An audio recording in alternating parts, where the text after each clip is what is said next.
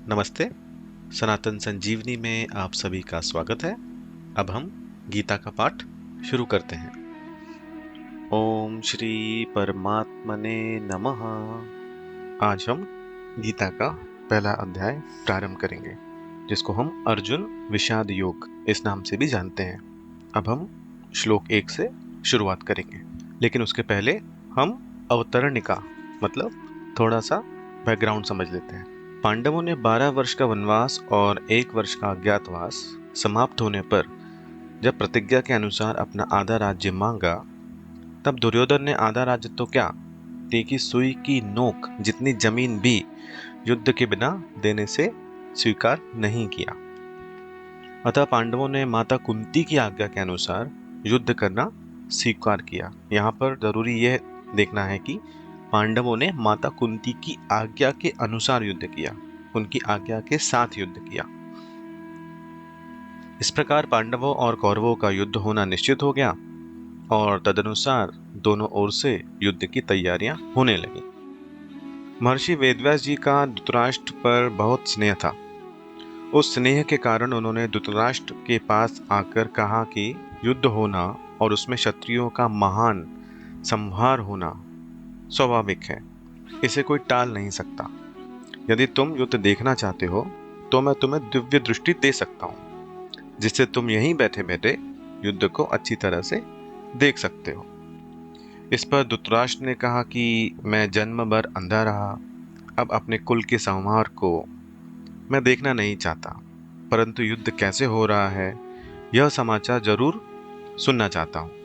तब व्यास जी ने कहा कि मैं संजय को दिव्य दृष्टि देता हूँ, जिससे यह संपूर्ण युद्ध को, संपूर्ण घटनाओं को, सैनिकों के मन में आई हुई बातों को भी जान लेगा, सुन लेगा, देख लेगा और सब बातें तुम्हें सुना भी देगा। ऐसा कहकर व्यास जी ने संजय को दिव्य दृष्टि प्रदान की। निश्चित समय के अनुसार कुरुक्षेत्र में युद्ध आरंभ हुआ। 10 दिन तक संजय युद्ध में ही रहे। जब पितामह भीष्म बाणों के द्वारा रथ से गिरा दिए गए, तब संजय ने हस्तिनापुर में, जहां पर धृतराष्ट्र विराजमान थे और जहां के वो सम्राट थे, आकर धृतराष्ट्र को यह समाचार सुनाया। इस समाचार को सुनकर धृतराष्ट्र को बड़ा दुख हुआ और वे विलाप करने लगे।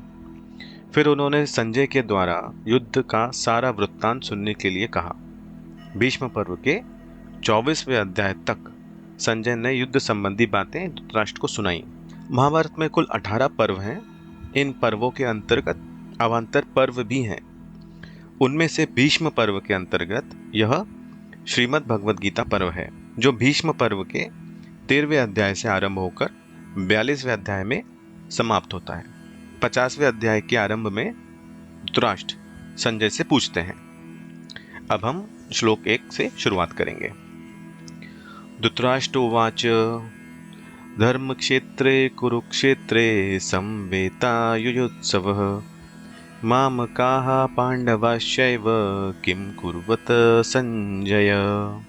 अर्थ: संजय, हे संजय, धर्म क्षेत्रे धर्म भूमि, कुरुक्षेत्रे कुरुक्षेत्र में, संवेताः इकट्ठे हुए, युयुत्सवः युद्ध की इच्छा वाले, मामकाः मेरे, च और पांडवाः पांडु के पुत्रों ने, एव भी, किम क्या, अकुर्वत किया।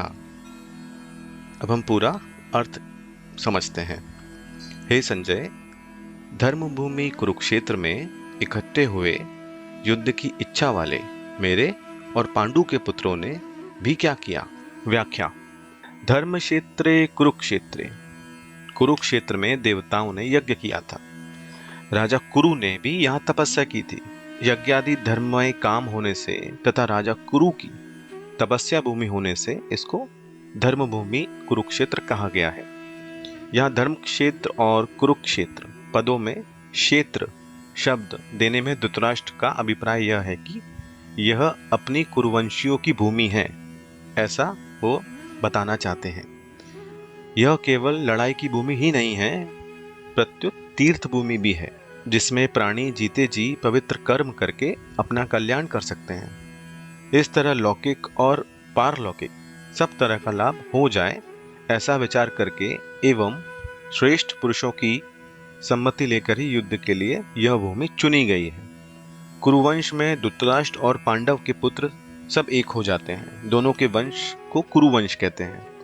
कुरुवंशी होने से दोनों का कुरुक्षेत्र में अर्थात राजा कुरु की जमीन पर समान हक लगता है। इसलिए दोनों जमीन के लिए लड़ाई करने आए हुए हैं। यद्यपि अपनी भूमि होने के कारण दोनों के लिए कुरुक्षेत्र पद देना युक्ति संगत, न्याय संगत है। तथापि हमारी सनातन वैदिक संस्कृति ऐसी विलक्षण है कि कोई भी कार्य करना होता है तो वह धर्म को लेकर किया जाता है। युद्ध जैसा कार्य भी धर्म भूमि, तीर्थ भूमि में ही करते हैं, जिससे युद्ध में मरने वालों का उद्धार हो जाए, कल्याण हो जाए। अतः यहाँ कुरुक्षेत्र के साथ धर्म क्षेत्र पद आया है। समवेता युयुत्सवः। राजाओं के द्वारा बार बार संधि का प्रस्ताव रखने पर भी दुर्योधन ने संधि करना स्वीकार नहीं किया।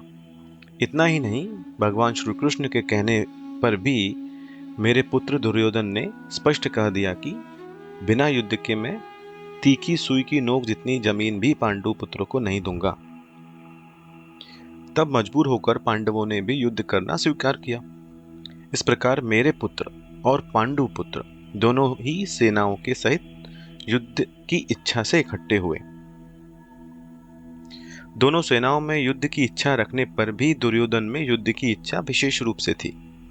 उसका मुख्य उद्देश्य राज्य प्राप्ति का ही था। वह राज्य प्राप्ति धर्म से हो चाहे अधर्म से, न्याय से हो चाहे अन्याय से, किसी भी तरह से हमें राज्य मिलना चाहिए, ऐसा उसका भाव था। इसलिए विशेष रूप से दुर्योधन का पक्ष ही युयुत्सु अर्थात युद्ध की इच्छा रखने वाला था। पांडवों में धर्म की मुख्यता थी। उनका ऐसा भाव था कि हम चाहे जैसा जीवन निर्वाह कर लेंगे, पर अपने धर्म में बाधा नहीं आने देंगे, धर्म के विरुद्ध नहीं चलेंगे। माँ के आज्ञा पालन रूप धर्म से ही युधिष्ठिर युद्ध की इच्छा वाले हुए। तात्पर्य है कि दुर्योधन आदि तो राज्य को लेकर ही युयुत्सु थे, पर पांडव धर्म को लेकर ही युयुत्सु बने थे। माता कुंती बहुत सहिष्णु थी। कष्ट से बचकर सुख, आराम, राज्य आदि चाहना, यह बातें उसमें नहीं थी। वह एक ऐसी विलक्षण माता थी जिसने भगवान से विपत्ति का ही वरदान मांगा था। उसमें सुख लोलुपता नहीं थी, परंतु उसके मन में दो बातों को लेकर बड़ा दुख था।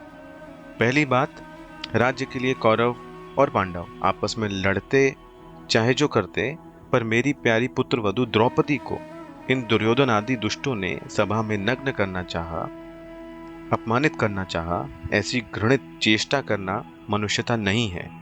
यह बात माता कुंती को बहुत बुरी लगी। दूसरी बात, भगवान श्री कृष्ण पांडवों की ओर से संधि का प्रस्ताव लेकर हस्तिनापुर आए तो दुर्योधन, दुशासन, कर्ण, शकुनी आदि ने भगवान को पकड़कर कैद करना चाहा। इस बात को सुनकर कुंती के मन में यह विचार आया कि अब इन दुष्टों को जल्दी ही खत्म करना चाहिए, कारण कि इनके जीते रहने से इनके पाप बढ़ते ही चले जाएंगे, जिससे इनका बहुत नुकसान होगा। इन्हीं दो कारणों से माता कुंती ने पांडवों को युद्ध के लिए आज्ञा दी थी।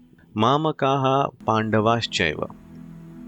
पांडव धृतराष्ट्र को अपने पिता के बड़े भाई होने से पिता के समान ही समझते थे और उनकी आज्ञा का पालन करते थे।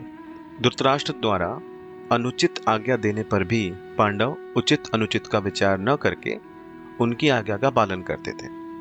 अतः यहाँ मामकाः पद के अंतर्गत कौरव और पांडव दोनों आ जाते हैं, मतलब मेरे पुत्र मामकाः।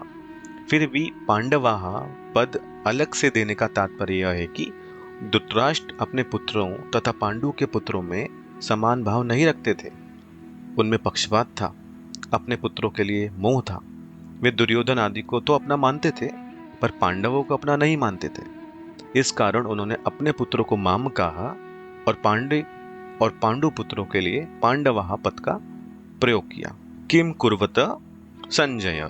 यहाँ किम शब्द के तीन अर्थ हो सकते हैं, विकल्प, निंदा करना या प्रश्न करना। तो यहाँ पर किम का शब्द, यहाँ पर इसका अर्थ प्रश्न की तरह लिया गया है कि मेरे और पांडु के पुत्रों ने क्या किया। तो अब हम अगर पूरे श्लोक का अर्थ समझें तो उसका अर्थ यह है कि हे संजय, धर्मभूमि कुरुक्षेत्र में इकट्ठे हुए युद्ध की इच्छा वाले मेरे और पांडु के पुत्रों ने भी क्या किया। मेरे पुत्र मामकाह और पांडु के पुत्र पांडवाह इस मतभेद से ही राग द्वेष पैदा हुए, जिससे लड़ाई हुई, हलचल हुई। धृतराष्ट्र के भीतर पैदा हुए राग द्वेष का फल यह हुआ कि 100 के 100 कौरव मारे गए, पर पांडव एक भी नहीं मारा गया। जैसे दही बिलौते हैं तो उसमें हलचल पैदा होती है और मक्खन निकलता है, ऐसे ही मामकाह और पांडवाह के भेद से पैदा हुई हलचल से अर्जुन के मन में कल्याण की अभिलाषा जागृत हुई, जिससे भगवत गीता रूप मक्खन निकला। तात्पर्य यह है कि धृतराष्ट्र के मन में होने वाली हलचल से लड़ाई पैदा हुई और अर्जुन के मन में होने वाली हलचल से गीता प्रकट हुई। अब हम पूरा अर्थ समझते हैं। धृतराष्ट्रोवाच धर्मक्षेत्रे कुरुक्षेत्रे संवेतायुयुत्सवः मामकाः पांडवाश्चैव किं कुर्वत संजय। हे संजय, धर्मभूमि कुरुक्षेत्र में इकट्ठे हुए युद्ध की इच्छा वाले मेरे और पांडु के पुत्रों ने भी क्या किया। धन्यवाद। ओम कृष्णार्पणमस्तु।